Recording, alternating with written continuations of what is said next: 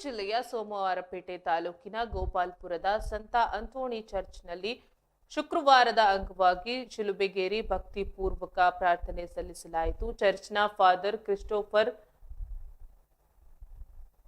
ನೇತೃತ್ವದಲ್ಲಿ ನಡೆದ ಈ ವಿಶೇಷ ಪ್ರಾರ್ಥನಾ ಕಾರ್ಯಕ್ರಮದಲ್ಲಿ ಕ್ರೈಸ್ತ ಬಾಂಧವರು ಸಾಮೂಹಿಕವಾಗಿ ಭಾಗವಹಿಸಿ ಯೇಸು ಕ್ರಿಸ್ತನ ತ್ಯಾಗವನ್ನ ಸ್ಮರಿಸಿದ್ದಾರೆ. ಶುಕ್ರವಾರದಂದು ಬೆಳಿಗ್ಗೆ ಶಿಲುಬೆ ಬೆಟ್ಟದಲ್ಲಿ ಪ್ರಾರ್ಥನೆ ಆರಂಭವಾಯಿತು. ಫಾದರ್ ಕ್ರಿಸ್ಟೋಫರ್ ಸಗಾಯ ರಾಜ್ ಅವರು ಶಿಲುಬೆಗೇರಿ ಯೇಸು ಕ್ರಿಸ್ತನ ಶಿಲುಬೆಗೇರಿದ ಘಟನೆಯನ್ನ ಸ್ಮರಿಸುತ್ತಾ ಪ್ರತಿಯೊಂದು ಶಿಲುಬೆಯ ಬಳಿ ಪ್ರಾರ್ಥನೆ ಸಲ್ಲಿಸಿದರು. ದೇಶ, ರಾಜ್ಯ ಹಾಗೂ ಸಮಾಜದ ಒಳಿತಿಗಾಗಿ ವಿಶೇಷ ಪ್ರಾರ್ಥನೆಗಳನ್ನ ಸಲ್ಲಿಸಲಾಯಿತು. ಅಲ್ಲದೆ ಪ್ರತಿಯೊಬ್ಬ ವ್ಯಕ್ತಿಯು ಸುಖ, ಶಾಂತಿ ಮತ್ತು ನೆಮ್ಮದಿಯಿಂದ ಬದುಕುವಂತೆ ದೇವರಲ್ಲಿ ಪ್ರಾರ್ಥಿಸಲಾಯಿತು. ಪ್ರಾರ್ಥನೆಗಳ ನಂತರ ಚರ್ಚ್ನಲ್ಲಿ ಶಿಲುಬೆಗೆ ವಿಶೇಷ ಸನ್ಮಾನ ಸಲ್ಲಿಸಲಾಯಿತು. ಆಗಮಿಸಿದ್ದ ಎಲ್ಲಾ ಭಕ್ತಾದಿಗಳು ಶಿಲುಬೆಗೆ ನಮಸ್ಕರಿಸಿ ಗೌರವ ಸಲ್ಲಿಸಿದರು. ಆರಾಧನಾ ವಿಧಿಗಳಲ್ಲಿ ಪಾಲ್ಗೊಂಡ ಭಕ್ತರು ಯೇಸುವಿನ ಬಲಿದಾನದ ಮಹತ್ವವನ್ನ ಕೊಂಡಾಡಿದರು. ಈ ಸಂದರ್ಭದಲ್ಲಿ ಮಾತನಾಡಿದ ಫಾದರ್ ಕ್ರಿಸ್ಟೋಫರ್ ಸಗಾಯರಾಜ್ ಯೇಸುವಿನ ತತ್ವಗಳನ್ನ ಜೀವನದಲ್ಲಿ ಅಳವಡಿಸಿಕೊಳ್ಳುವಂತೆ ಕರೆ ನೀಡಿದರು.